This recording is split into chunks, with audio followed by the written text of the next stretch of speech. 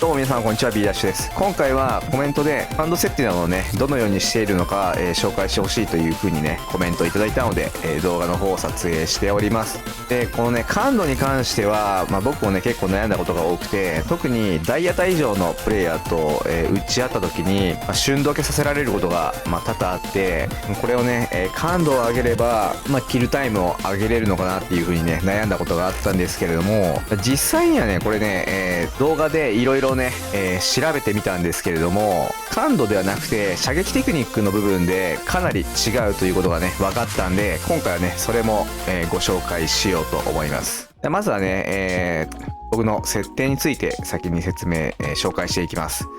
で、感度設定を決めるときにまず最初にやるのは、視野角の方を設定します。僕はね、24インチモニターに対して視野角105にしていますが、これはね、おすすめだいたい100から110の間がいいと思います。この感度設定の視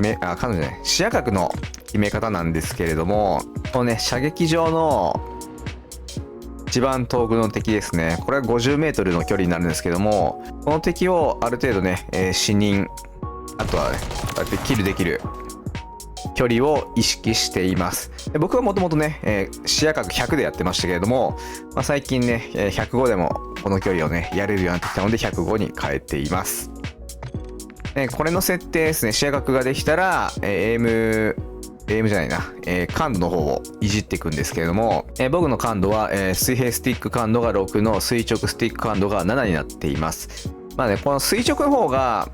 高くしてる人っていうのはね、あんまりいないと思うんですけども、僕の感度の設定決めていく上で、まず最初にやるのが、この垂直スティック感度を決めます。何を基準に設定していくかっていうと、リコイル制御をするときに親指に力が入らない感度っていうのを意識しています。こんな感じですね。親指の力を入れずにリコイル制御できる感度っていうところで、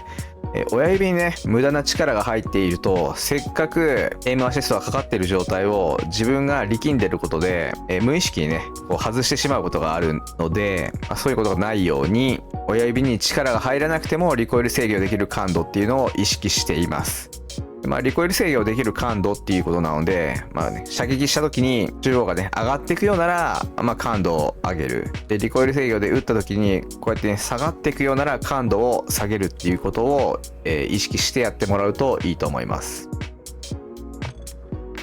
で、このリコイル制御できる感度が決まったら、最後にねこの水平スティック感度を決定するんですけれども、僕は6にしていますが、この感度だけじゃなくて他にも設定するものが必要なんですが、その前にねまずエイムのレスポンス曲線タイプがダイナミックで、エイムアシストは、デフォルトにしてます。少し前までブラックオプスだったんですけども、ブラックオプスだと敵がね複数被ってる時にちょっとねエイムアシストがバグるというか、うまくねエイムが合わせられないようなことが多々あったので、今はデフォルトで試しています。で、これが感度を合わせるベースになるんですけども、こっからさらに僕は微調整のためにこのエイムレスポンス曲線タイプ、ここにね、カーソルを合わせるとさらに表示っていうのがね出ると思うんですけども、これを出した時のこのエイムレスポンスのカーブ傾斜値ですね、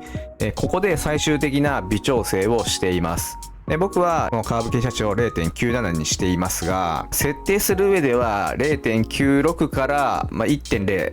普通のこれですね最大値の間がいいと思います。あんまり下げすぎるとエイムアシストの感覚っていうのが変わってくるので、ここもね下げすぎはおすすめしてません。 0.96 でもちょっと微妙に手前に引っかかってエイムが合わないっていう場合は、もう一つね感度を上げてもう一回このカーブ傾斜値を 1.0 から調整していくといいと思います。で、感度に関してはこんな感じなんですが、ボタン配置も僕はねカスタムで設定を少し変更しています。元々のベースはバンパージャンパータクティカル LR 反転っていう設定から、そこをねベースにいじっています。具体的には、L2 がジャンプ、スライディング、姿勢切り替えですねが R2、武器の使用、射撃が R1 のエイムが L1 して、比較ボタンがアクションリロード、武器切り替えが三角、リーサル、セムテックスとかですねが丸、タクティカル、スタンとかの使用が×になっています。で、ダッシュは L3 の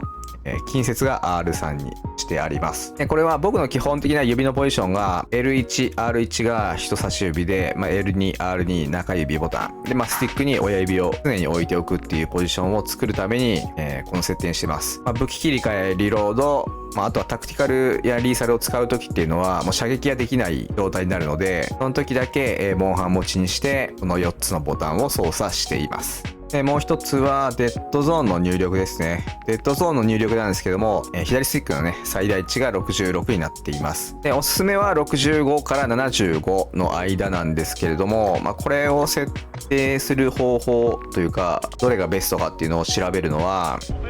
トレーニングファシリティのこの標的ですね。これを、10メートルの距離で横移動して、このスティックとの中央にこの標的をね捉え続けれるかどうか、これを目安に左スティックのデッドゾーンを調整しています。右スティックの方が反応しすぎるとこういう感じになると思うんですけど、こういう場合はデッドゾーンをもうちょっと狭くする。中央に対して左スティックの方が強い場合は、デッドゾーンをもうちょっと広くするように設定しています。それで大体中央にね収まるようなデッドゾーンの設定になるように調整しています。あとは特にないかな。設定内容と設定の決め方に関してはこういう感じになっています。それでは次は動画の冒頭でお話ししたキルタイムを上げる方法は水平感度ではないっていうことについて解説していこうと思います。この2つの動画は、上にも書いてある通り、左側が水平感度6、右側が水平感度7で、1周のねスピードを測ってみました。で、表記は秒数ではなくて、YouTube の使用上ね60フレームレートでしか動画が見れないので、60フレームで1秒という形で、右の2つの数字は、フレームレートの数、数値になっています。でこの2つの、動画を見てもらうと、水平感度6が46フレームレート、水平感度7が42フレームレートと、1周で4フレームレートの差があるんですが、これをね例えば真横に振り向いた場合4分の1ですので1フレームレート、秒数にすると 0.016.666 秒と、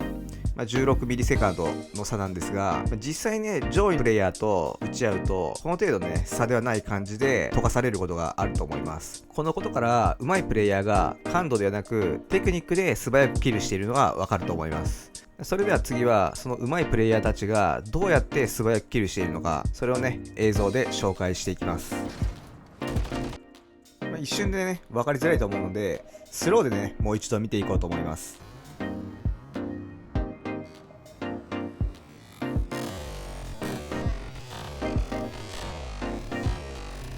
このね2つの映像の違いなんですけども、右側が敵をねセンターに合わせてから ADS をして射撃をすると、左側が ADS しながら敵に合わせて射撃をするという違いがあります。秒数としては、約12フレームレートで 0.2 秒の違いなので、その程度なんですけれども、これをね初弾が当たるタイミングを見るとかなり違うのが分かります。でその映像はこちらになるんですが、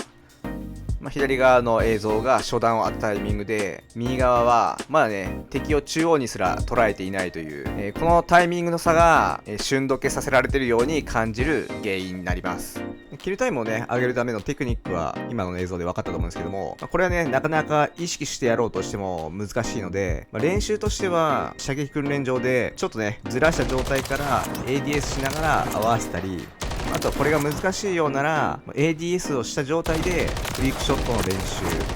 あとは角待ちなどの敵に対しては、スライディングで先に壁に ADS しながらプリエイムで合わせていく方法が考えられると思います。でそして実際の公開マッチでは、クリアリングですね、敵を視認する前からちゃんと ADS して敵がいないかを確認していくっていう癖をつけていくのが大事だと思います。ということで今回は僕の感度設定と、あとねその感度の決め方、そしてねキルタイムを上げるためのテクニックについてお話ししました。で今回のね動画でまだ疑問に思うようなことがあればコメント欄でいただければ嬉しいです。それではね本日の動画が参考になったと思ったら高評価、チャンネル登録もよろしくお願いいたします。本日はご視聴ありがとうございました。